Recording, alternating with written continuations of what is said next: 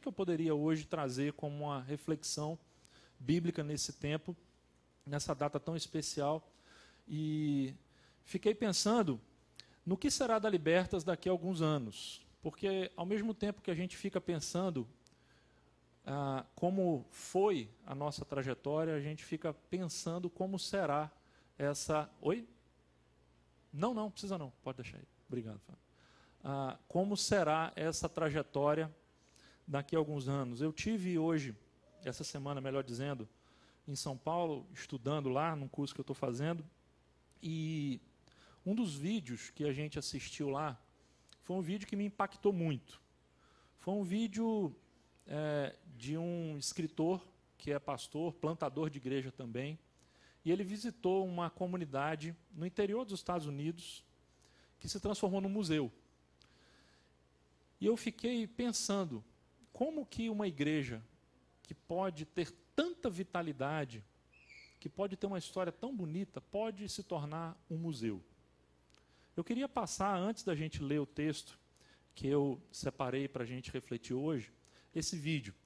É um vídeo triste, mas eu acho que é um vídeo que levanta algumas questões muito importantes para a gente pensar nesse dia de hoje, um dia de festa, de celebração, de aniversário. Vamos dar uma olhadinha então nesse vídeo aqui, gente?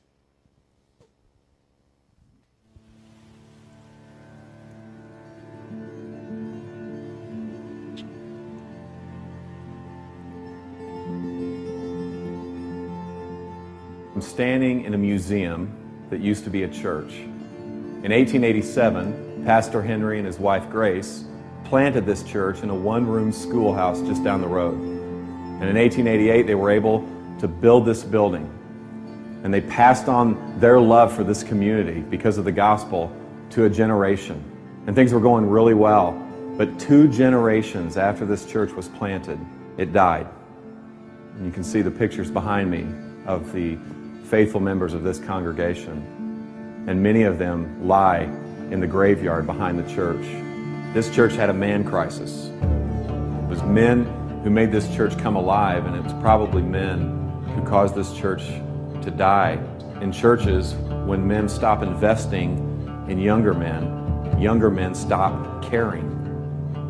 That's probably what happened to this church, and that's definitely what's happening in our churches.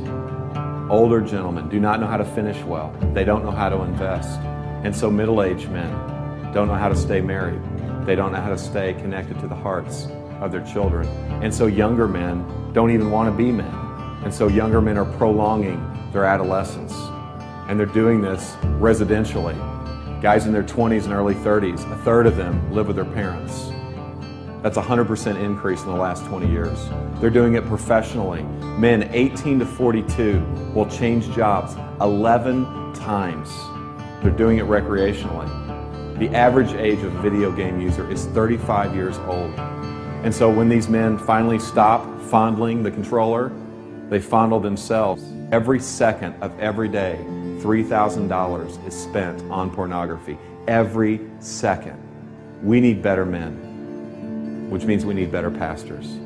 We need pastors who are not boys, but are men. Pastors who are not trying to prolong their adolescence, but pastors who are trying to be the men that God has called them to be. They are qualified men in their character. They are called men to serve God's church. They are determined men. They are dependent men. They are tough men. They're able to take a punch. They're able to handle circumstances. They're tender men. They're able to love their wives and love their kids and to teach their church to love their community. Tragically, the last time the gospel was preached from this pulpit to this church was 1957. 3,000 to 4,000 churches this year will close just like this church. Why? Because the story and the glory of the church becomes bigger than the story and glory of God. See, the men and women who planted this church, they actually believe this stuff. They actually believe that Jesus lived a perfect life, that He died a brutal death, and that He rose again, triumphing over sin and death. They believed it. And because they believed it happened, they believe it had implications on their life that their sin could be forgiven, that they could have a new identity, and that they could be sent on mission with this God who is on mission. But the reality is most Christians are not on mission. A recent poll said that 60% of all Christians felt no obligation whatsoever to share their faith. Now, the temptation for us pastors is to beat the sheep with a stat like that in our sermons. But here's the reality, guys. They're simply imitating and following our example. We need a glimpse of the God who is on mission. My friend Dave was meeting with a consultant who asked him this question. Dave, why do I have a bigger dream for your church and your city than you do? And I don't know about you, but I don't want anyone to have a bigger dream for my church and my city than me. And I don't want to build a museum. I want to be a part of a movement.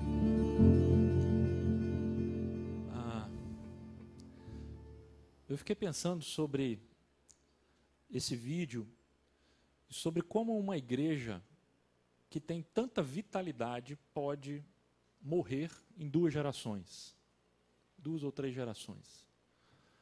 Hoje, muitas igrejas na Europa se tornaram supermercados, boates, museus, escolas, deixaram de ser igreja.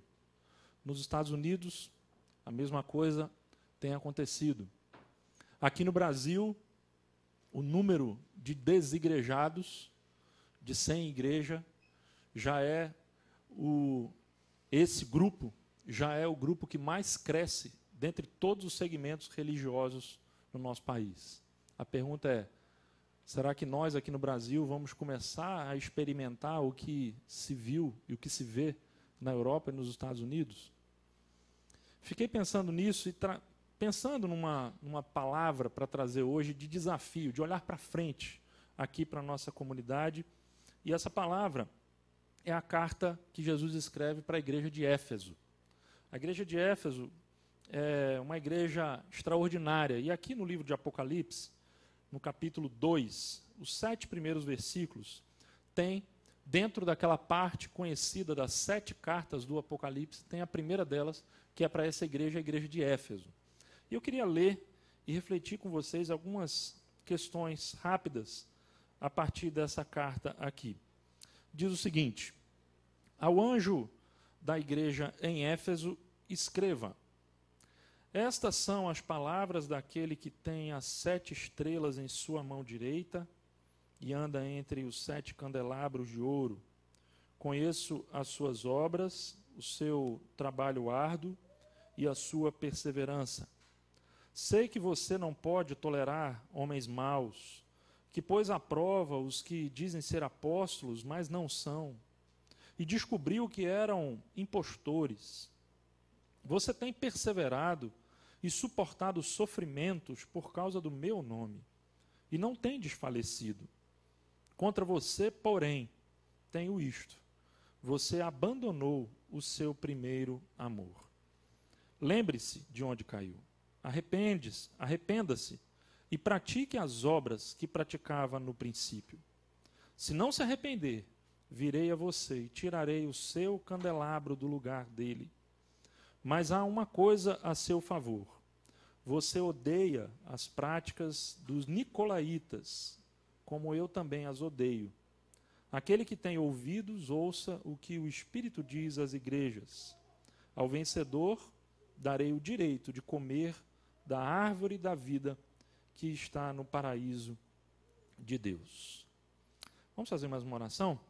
Senhor, agora que a gente leu essa palavra, nós te pedimos que o Senhor abra a nossa mente e o nosso coração para receber essas palavras como semente que possa germinar e produzir fruto na nossa vida de transformação, de mudança, reorientando, Pai, o nosso coração na Tua direção. É o que nós te pedimos, em nome do Teu Filho Jesus. Amém. Gente, a igreja de Éfeso era uma igreja extraordinária. Você tem aí na Bíblia a carta aos Efésios. Você tem no livro de Atos algumas menções à cidade de Éfeso. E no livro de Atos a gente encontra a origem dessa igreja. Essa igreja começou, o plantador dessa igreja foi ninguém menos do que o apóstolo Paulo.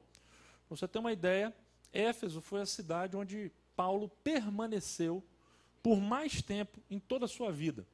Ele ficou ali naquela cidade durante 3 anos. Para você ter uma ideia, algumas igrejas foram plantadas em coisa de semanas pelo apóstolo Paulo. Mas na cidade de Éfeso, que era uma das 5 maiores cidades do mundo antigo, o apóstolo Paulo permaneceu por 3 anos, ensinando, doutrinando, falando sobre o evangelho para aquela gente. E quando ele saiu dali, a gente também percebe que aquela igreja foi palco, foi o cenário de algumas personalidades muito famosas na Bíblia. Por exemplo, a igreja de Éfeso tinha pregadores extremamente eloquentes, como era o caso de Apolo, que é mencionado no Novo Testamento. A gente tem na igreja de Éfeso líderes extraordinários, como é o caso de Priscila e Áquila. E nós temos em Éfeso um sucessor de Paulo também extremamente conhecido, que foi pastor dessa igreja por muito tempo e que provavelmente morreu ali. O nome dele era Timóteo. Você tem na Bíblia as 2 cartas que ele escreve a Timóteo. Timóteo era pastor da igreja de Éfeso. Você tem também, no final da Bíblia, aqui no livro do Apocalipse, muito provavelmente perto já do finalzinho do 1º século, ano 95, 96, o apóstolo João, o único apóstolo que ainda era vivo, era o bispo e o pastor daquela igreja. Foi ali em Éfeso que João morreu, e Éfeso ainda foi a igreja que acolheu Maria, mãe de Jesus. Maria passou seus últimos dias nessa igreja, a igreja de Éfeso. Então você está percebendo que essa igreja não é qualquer igreja. É uma igreja que foi extremamente discipulada, doutrinada, preparada. É uma igreja que tinha uma membresia de referência. E o apóstolo, e Jesus, na verdade, melhor dizendo, quando escreve essa carta, por intermédio de João, a essa igreja, elogia essa igreja em 3 questões muito importantes. Ele diz claramente, você pode perceber na sua Bíblia, que essa igreja tinha 3 qualidades muito, muito boas.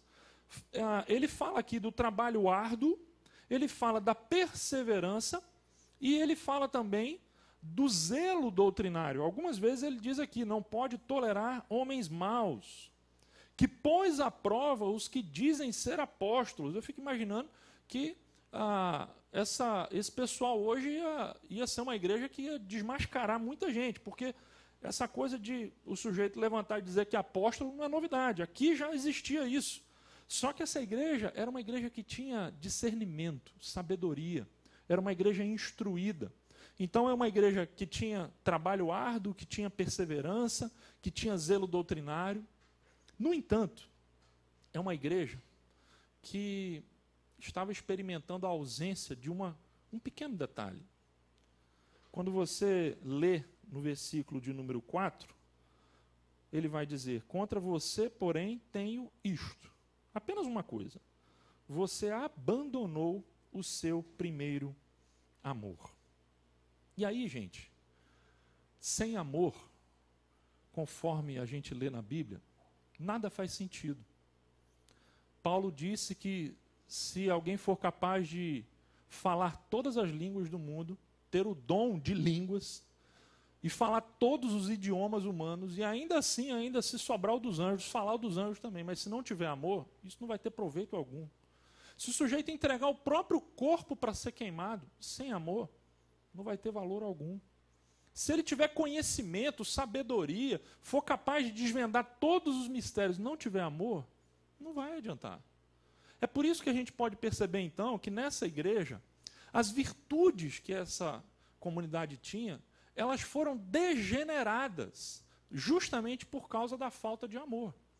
O que acontece quando você tem muito trabalho árduo, mas não tem amor? O que acontece é que esse trabalho árduo se transforma em ativismo religioso. O que acontece quando você tem muita perseverança, como é o caso dessa igreja, mas você não tem amor? O que acontece é que a perseverança se degenera em tradicionalismo. É uma tradição vazia que se mantém. O que acontece quando o zelo doutrinário se mantém à parte do amor? Quando a verdade se torna o único critério de sucesso de uma igreja e prioritária sobre os relacionamentos. Isso se transforma numa ortodoxia vazia. Ou seja, um discurso muito bonito, mas que não transforma e não influencia. Então você percebe que nessa igreja, que tinha qualidades, essas qualidades, elas muito provavelmente estavam sendo degeneradas porque faltava o amor. E a questão toda aqui é pensar, o que é isso? O que é que Jesus quer dizer quando ele fala que essa igreja abandonou o seu primeiro amor? Muita gente pensa que essa questão do primeiro amor tem a ver com a empolgação dos primeiros dias. Isso é uma interpretação comum. Muita gente diz que o fato da igreja ter abandonado o seu primeiro amor é como aquele casal que depois de muitos anos de relacionamento já começa a ter um relacionamento mecânico, em que não tem mais aquela empolgação, aquela paixão, aquele sentimento. Então, isso seria o abandonar o primeiro amor. Nesse caso, o problema da igreja de Éfeso seria a apatia espiritual. Seria uma igreja sem ânimo, sem vitalidade. O problema com essa interpretação é que o texto diz claramente que essa igreja não era uma igreja apática. Era uma igreja atuante. Era uma igreja que era capaz de trabalhar arduamente, uma igreja que perseverava. Era uma igreja que tinha muitas obras, atividades. Muito provavelmente a agenda dessa igreja era uma agenda cheia. É por isso que é difícil interpretar o abandonar o primeiro amor como simplesmente falta de empolgação, falta de ânimo. Eu acredito que o texto de Apocalipse, e quando Jesus fala sobre a perda, o abandono do primeiro amor, ele está seguindo a mesma tradição profética que vem desde os dias do Antigo Testamento. Alguns profetas no Antigo Testamento falaram sobre o risco do povo de Deus abandonar Deus, perder o primeiro amor. Vamos pegar 3 exemplos apenas. O primeiro deles, que eu queria colocar, é o texto de Isaías 29, versículo 13, que diz o seguinte: esse povo se aproxima de mim com a boca e me honra com os lábios, mas o seu coração está longe de mim. Veja, há atividade religiosa, há culto, há cântico, há sacrifício, mas o coração, na verdade, está longe de Deus. Um outro profeta que falou sobre isso, o profeta Jeremias, olha o que ele disse, a advertência dele: o meu povo cometeu 2 crimes. Eles me abandonaram, a mim, a fonte de água viva, e cavaram as suas próprias cisternas rachadas que não retêm água. Veja, a crítica, a acusação de Jeremias é a mesma de Isaías. É um povo que clama por Deus, mas que se esqueceu de Deus. Eles abandonaram, a palavra aqui inclusive é a mesma. Eles abandonaram o seu primeiro amor. E o terceiro texto, que é o mais explícito, mais claro de todos, é o texto de Oséias. Oséias era um profeta que viveu na pele essa questão da traição, do abandono. Olha só o que nós lemos em Oséias. O Senhor tem uma acusação contra vocês. A fidelidade e o amor desapareceram desta terra, como também o conhecimento de Deus. Seu amor é como a neblina da manhã, como o primeiro orvalho que logo evapora. O que você está percebendo? Na tradição profética, a perda, o abandono do primeiro amor significou o abandono do povo em relação a Deus. O povo, embora mantivesse os seus ritos religiosos, as suas tradições, os seus cultos, começou a fazer isso de uma forma mecânica, tradicional, mas o coração, na verdade, não pulsava mais por Deus. Eu acredito que quando a gente lê em Apocalipse 2 que o problema da igreja de Éfeso é que ela tinha abandonado o seu primeiro amor, o que Jesus está dizendo é exatamente isso. Jesus está falando, então, de um problema do coração. Jesus está falando, em uma palavra, sobre a questão da devoção. Essa é a grande questão. E eu acredito, gente, que é quando nós perdemos a nossa devoção por Deus, é que uma igreja começa a morrer. Uma igreja sem devoção a Deus é uma igreja que está com seus dias contados. O que significa devoção? Devoção significa ter o coração voltado para Deus. Você imagine uma pessoa devota. Uma pessoa devota é uma pessoa que suspira por Deus. A questão toda é que nós podemos vir à igreja, nós podemos cantar no louvor, podemos trabalhar, participar das atividades da igreja, pequenos grupos. E ainda assim, o nosso coração pode não estar totalmente voltado para Deus. Deixa eu dar alguns exemplos. É possível que você esteja na igreja, mas seja mais devoto de um time de futebol do que da igreja. Ou de Deus, melhor dizendo. Isso acontece geralmente com os flamenguistas, né? Ainda mais nessa semana aí, né, que se aproxima e os caras estão empolgados, né? É possível, não é verdade? Olha aí, ele até gritou aleluia ali quando eu falei Flamengo, né? Então, pois é, com o tricolor não acontece muito isso, porque o tricolor é um cara equilibrado. Mas o flamenguista, normalmente, ele é um cara passional, não é verdade? Brincadeiras à parte, o que eu estou dizendo é algo muito sério que pode acontecer com qualquer torcedor de qualquer time. É o que é isso? É o sujeito que é mais empolgado e capaz de fazer mais sacrifícios pelo seu time do coração do que pelo Evangelho e por Cristo. É possível que você se considere cristão, mas o seu coração esteja mais apegado às coisas desse mundo, ao conforto, ainda mais porque nós vivemos numa era extremamente materialista, numa era hedonista que valoriza o prazer acima de tudo. Então é possível que a gente esteja na igreja, trabalhando na igreja, e acabe se esquecendo de Deus. E aí vem uma coisa que para mim me assusta demais. É possível a gente se esquecer de Deus fazendo as coisas de Deus. Muito provavelmente esse era o problema da igreja de Éfeso. Aquela gente fazia as coisas de Deus, mas aquela gente acabou se esquecendo de Deus. E se esquecendo de Deus, fazendo as coisas de Deus. A igreja que nós vimos no início, aquela igreja no interior lá dos Estados Unidos, muito provavelmente foi uma igreja como essa. Eu fiquei pensando, por exemplo, no meu caso, eu sou pai, e eu fiquei pensando, o que será da minha filha, das minhas filhas, quando elas tiverem seus 18, 19, 20, 25 anos?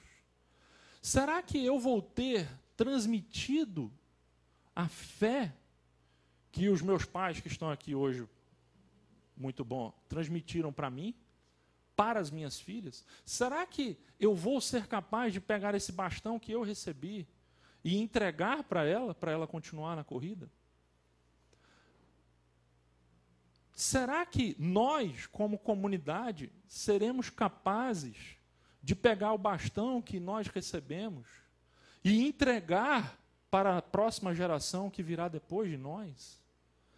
Essas são perguntas que lançam alguns desafios. E aí, então, eu quero rapidamente pensar com vocês em 3 desafios que eu vou colocar aqui na tela, que me vem à mente nessa questão de voltar ao primeiro amor. Esses 3 desafios são desafios que eu quero propor hoje como desafios importantes para a gente pensar, para colocar na nossa agenda comunitária como igreja. O primeiro desafio, gente, é o desafio da rotina. Porque a pergunta que me vem à mente é, será que nós continuaremos firmes, perseverantes no primeiro amor, mesmo com a rotina? E a rotina, gente, significa fazer as mesmas coisas repetidamente. A nossa vida é feita de rotinas. Mas o mundo que está ao nosso redor não aceita a ideia de rotina. E diz para a gente que o tempo inteiro a gente precisa ter alguma novidade. A gente precisa ter alguma nova sacada para poder manter as pessoas juntas. Que uma igreja precisa inovar a cada semana, ter algo novo, diferente. Porque se ela ficar simplesmente com as mesmas coisas, as mesmas atividades, os mesmos programas, ela vai morrer, as pessoas não vão aguentar a rotina. É justamente a aversão à rotina que leva muitos casamentos ao fracasso. Afinal, como ficar casado com a mesma mulher por 20, 30 anos? o espírito do nosso tempo conspira contra a permanência. E aí eu fico pensando, será que nós seremos capazes de, ano após ano, continuarmos juntos, vivendo numa rotina? É verdade que Deus colocou no nosso coração a necessidade de viver as diferenças. Eu fiquei lembrando de um texto do C.S. Lewis, naquele livro que ele escreveu chamado Cartas do Inferno, que é uma coleção de cartas que um demônio velho, escreve para um demônio novinho, aprendiz, sobre como ele pode tentar os cristãos e obter sucesso nessa tentação. E lá pela carta, que é a carta 25, ele fala justamente sobre o problema da rotina. E ele fala que uma das estratégias mais eficientes para você derrubar um cristão é você colocar na mente dele a ideia de que a vida dele está enfadonha. É o cansaço das mesmas coisas de sempre. Eu fico olhando ali para aquelas fotos ali, né? E no final, não sei se você viu quando entrou, mas são as fotos dos nossos acampamentos, dos retiros. Parece que é tudo igual, né? E aí a gente fica pensando, cada retiro é igual ao outro. Cada domingo parece que é igual ao outro. A ceia, todo primeiro domingo nós repetimos, lemos o mesmo texto, repetimos o mesmo ritual. Será que poderemos vencer o desafio da rotina? Porque, gente, a rotina é necessária. Pergunte a um bebê. Ontem eu estava visitando o Fábio e a Jordana, e eles estavam lá com a Estezinha, e ele me falando que ela já tinha entrado no esquema de dormir direitinho de noite e tal. Veio o horário de verão, bagunçou com a vida da criança. Por causa de 1 hora. Porque a criança precisa de rotina. E nós também precisamos de rotina. Perguntaram, e isso eu já disse aqui, quando John Stott veio ao Brasil, no final da década de 80, um grupo de pastores reunidos num congresso da CEPAL perguntou a John Stott, qual é o segredo da sua vitalidade espiritual? Como é que o senhor, já na idade avançada, consegue viajar tanto, consegue pregar tanto, consegue escrever tanto? John Stott, então, respondeu de maneira muito simples. Pessoal, não tem mistério. Eu leio a Bíblia todos os dias, oro todos os dias, vou à igreja todos os domingos e nunca perco a celebração da Santa Ceia. Simples. O pessoal ficou esperando uma resposta, né? Que ele tinha um mistério. Qual era o segredo de John Stott? E ele disse, não tem segredo. O segredo é uma rotina devocional. A questão toda é, seremos capazes de vencer o desafio da rotina? O segundo desafio, que lança aí as suas armas contra o nosso primeiro amor, para a gente abandoná-lo, é o desafio da decepção. Decepção por quê? Porque quando a gente começa um relacionamento, gente, é a famosa lua de mel, não é verdade? A gente olha para o sujeito, já quer dar um abraço, um beijo, a gente vive meio que aquela primeira empolgação, e a gente chega, a gente já quer abraçar todo mundo. O pessoal do PG, da Tijuca, aí, dos jovens, aí, parece que tem um esquema mais ou menos assim, né? Quando vai... O pessoal lá é o seguinte, eu não participo muito não, mas eu estou lá, escutando e lendo tudo no WhatsApp, tá? Então, a turma é o seguinte, chega terça-feira, fala, volta 24 horas para o PG. Aí vem quarta de manhã, faltam 12 horas para o PG. E os caras ficam assim, é aquela empolgação.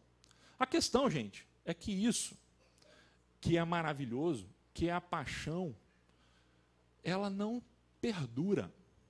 O amor chega um momento que ele precisa sobreviver a despeito da paixão. E ele precisa sobreviver a despeito das decepções. A questão é, seremos capazes de superar as nossas divergências, as nossas decepções pessoais, as nossas frustrações pessoais? Seremos capazes de olhar para o outro e, sabendo que o outro realmente é, que ele não é tanto quanto eu imaginava que ele era, mas ainda assim continuar caminhando com ele? Será que nós seremos capazes de, mesmo sabendo dos defeitos do outro, que o outro não é perfeito, que o outro também cai, que o outro também peca, será que nós seremos capazes de andar junto assim? Nesse sentido, as relações familiares podem ajudar a gente. Porque qual é o pai e qual é a mãe que vai enjoar do seu filho e vai dizer assim, meu filho, agora não, eu enjoei de você, sai fora. Ou então, que um filho faça alguma coisa errada, cometa algum deslize, decepcione o seu pai ou a sua mãe. Qual é o pai e a mãe que vai dizer, não, agora você não é mais meu filho, sai fora da minha casa. Você me desonrou, você desonrou a família. Gente, isso não acontece. Nós precisamos, então, ter essa disposição. Eu ouvi uma ilustração essa semana muito interessante, me lembrou da série da simbiose que nós fizemos aqui. O Ricardo Barbosa, pastor lá de Brasília, estava compartilhando uma palestra que ele fez com um membro da sua igreja que é médico, falando sobre o corpo, a analogia que a Bíblia faz com o corpo humano, da igreja com o corpo, a igreja como corpo de Cristo. E ele disse uma coisa muito interessante. Esse médico teve uma sacada que foi o seguinte: quando o corpo muitas vezes adoece e você vai precisar fazer um transplante. Imagine, por exemplo, uma pessoa que tem que fazer um transplante de rim ou um transplante de coração. Ele precisa que um novo órgão seja absorvido pelo corpo. E ele disse o seguinte: geralmente quando isso ocorre, o nosso corpo automaticamente reage contra um elemento novo, estranho. E é por isso que os transplantados precisam tomar um medicamento para diminuir as defesas do corpo. Eles precisam tomar esse remédio para diminuir, para que o próprio corpo não ataque o novo membro que chegou. E ele disse o seguinte: na igreja é preciso acontecer a mesma coisa. Nós recebemos novos membros. E todo novo membro, todo novo que é também diferente e desconhecido que chega, a gente precisa, de alguma forma, abaixar as nossas defesas, abaixar as nossas reações de expulsar esse novo e desconhecido para poder acolher ele dentro do nosso corpo. Muitas vezes a gente não faz isso. Quando chega o novo, a gente já quer reagir contra. Mas o que nós precisamos é tomar esse medicamento para diminuir a nossa agressividade ao estranho e ao novo, e ao diferente. Isso está diretamente relacionado com a questão da decepção, porque nós vamos nos decepcionar. Eu não sei há quanto tempo você está aqui. Provavelmente aqueles que chegaram esse ano ainda não se decepcionaram. Pode ser que já tenham se decepcionado, mas ainda talvez não. Mas pode ser que se você chegou já há uns 2 anos, 3, 4, eu tenho certeza que você já teve a sua decepção. Eu tenho absoluta certeza que você já esteve aqui e falou: poxa, eu não imaginei que isso ia acontecer na igreja. Poxa, mas... E aí você está decepcionado. A questão é, vamos continuar, vamos conseguir vencer esse desafio sem abandonar o nosso primeiro amor, vencer as decepções. E o terceiro desafio qual é? É o desafio da maturidade. Uma das coisas que aquele vídeo que nós passamos no início enfatizou muito é que uma das razões pelas quais as igrejas morrem é a imaturidade. Quando ele fala lá que as igrejas não têm mais homens, tem meninos. E ali também poderia dizer, não tem mulheres, tem meninas. A igreja, gente, precisa de maturidade. Já falamos aqui numa das séries sobre a síndrome de Peter Pan, que é o menino que não queria crescer nunca. Muitas vezes a gente, nesse conceito de amor hedonista, platônico que existe na nossa sociedade, a gente não consegue mais admitir a ideia de um amor duradouro. Se você me perguntar hoje, esse ano eu faço 16 anos que eu estou casado com a Juliana.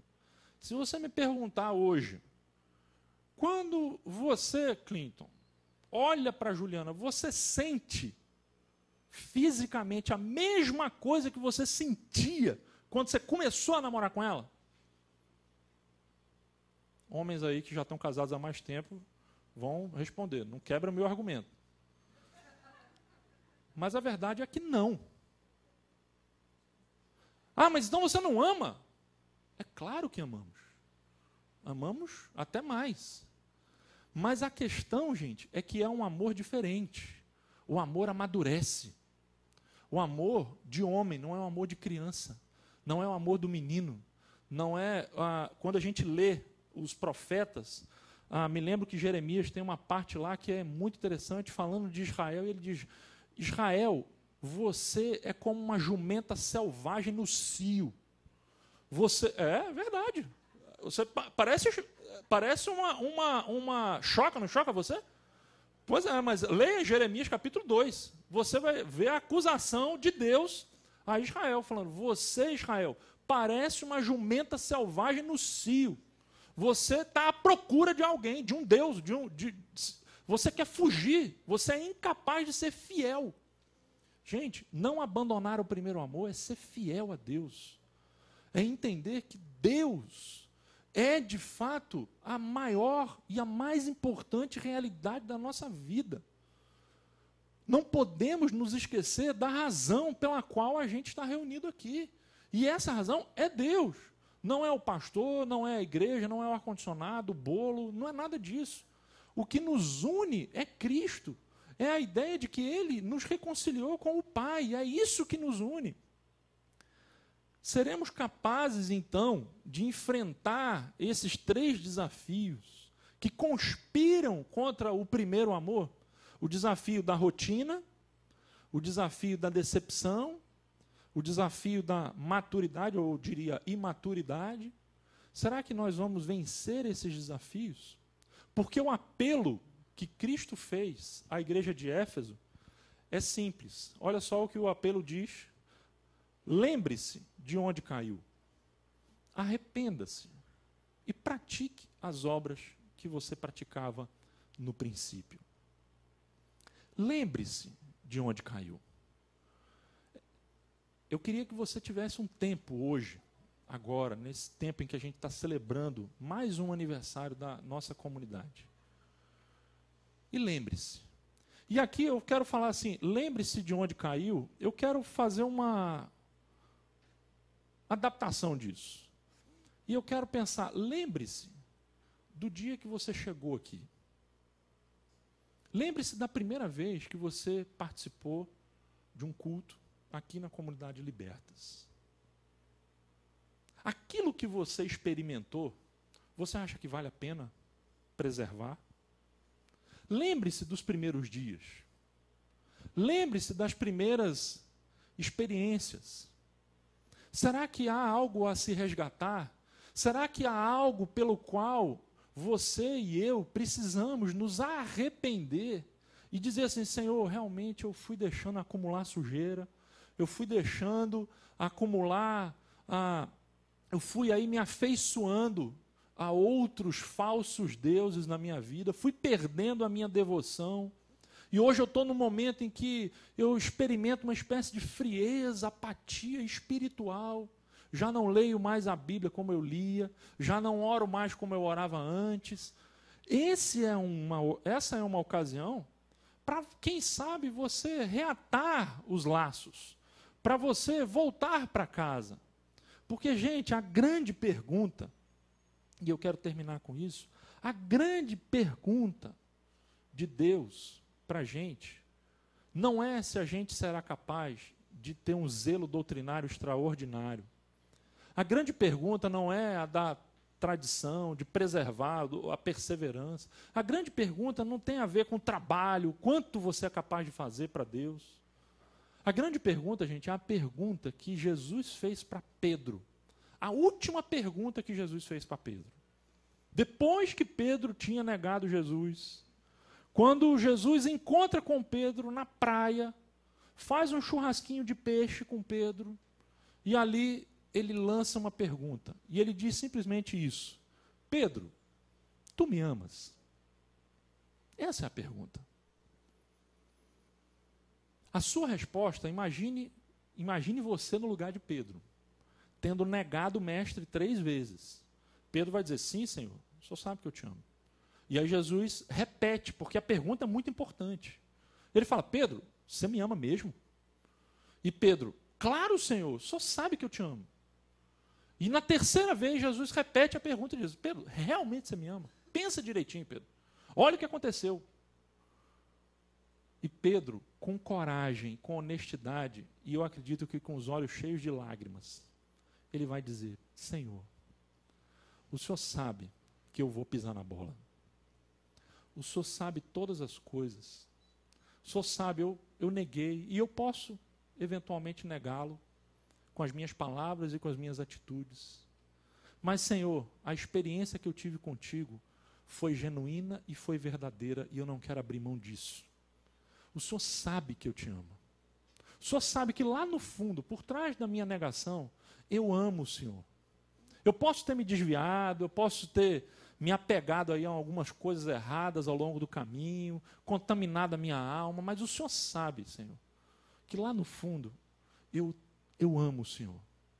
E foi o Agostinho que disse, se você quiser conhecer uma pessoa, não pergunte o que ela pensa, mas sim o que ela ama. Jesus queria realmente conhecer o coração de Pedro. Ele já conhecia. Talvez ele quisesse dar a chance a Pedro, para que Pedro tivesse a certeza de que Jesus o conhecia. E é por isso que ele então pergunta 3 vezes, Pedro, tu me amas? Essa é a pergunta. Jesus não perguntou para ele, Pedro, você é capaz de realizar quantos milagres aí dos que eu fiz? Consegue multiplicar pão? Pedro, consegue expulsar demônio?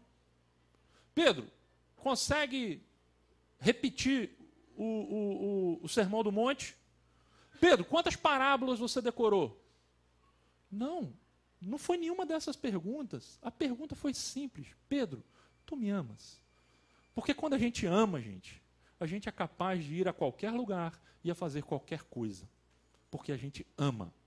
Quando você quer algo, quando o seu coração está afeiçoado a algo ou a alguém, você é capaz de transpor montanhas por isso. O desafio hoje, então, é cada um de nós responder essa pergunta. Tu me amas? A pergunta de Jesus hoje para cada um de nós é essa. Você me ama de verdade? E podemos ser sinceros, Senhor. No fundo, eu amo, mas eu tenho pisado na bola. Me perdoa, Senhor. É por isso que o tempo hoje, então, é de arrependimento. A igreja de Éfeso, muito provavelmente, foi uma igreja que não se arrependeu. Foi uma igreja que não perdurou por muitos anos. Ela foi uma igreja que morreu. Historicamente, a igreja de Éfeso morreu. Hoje, se você for na cidade de Éfeso, você vai encontrar ruínas. Uma foto aqui passou, você viu lá as ruínas de Éfeso. E eu fico imaginando, daqui a 30 anos, o que será da comunidade presbiteriana Libertas? Onde nós estaremos? Não quero perder sono com isso, mas eu faço uma oração a Deus. Senhor, não queremos ser como a comunidade de Éfeso. Não queremos que a rotina nos afaste, seja maior do que esse primeiro amor. Não queremos que as decepções nos afastem, que seja maior do que o primeiro amor. Não queremos que a nossa imaturidade relacional seja maior do que esse primeiro amor. Cada um de nós hoje pode responder essa pergunta. Pedro, tu me amas? Hoje todos nós somos Pedro. Todos nós somos você hoje, viu, Pedro? A pergunta é para cada um de nós hoje. Tu me amas? Vamos refletir sobre essa pergunta e eu tenho certeza que se cada um de nós puder agora ter um tempo de contrição, de arrependimento, de olhar para dentro e de, quem sabe, reconhecer os erros e pedir, Senhor, eu quero voltar. Quero voltar a esse primeiro amor, eu abandonei, mas eu quero voltar. A experiência para você, a promessa que nós lemos aqui nessa carta é de poder ter acesso à árvore da vida. A árvore da vida que foi proibida no Éden, ela se torna permitida através do amor. O amor, o primeiro amor, o amor de Deus.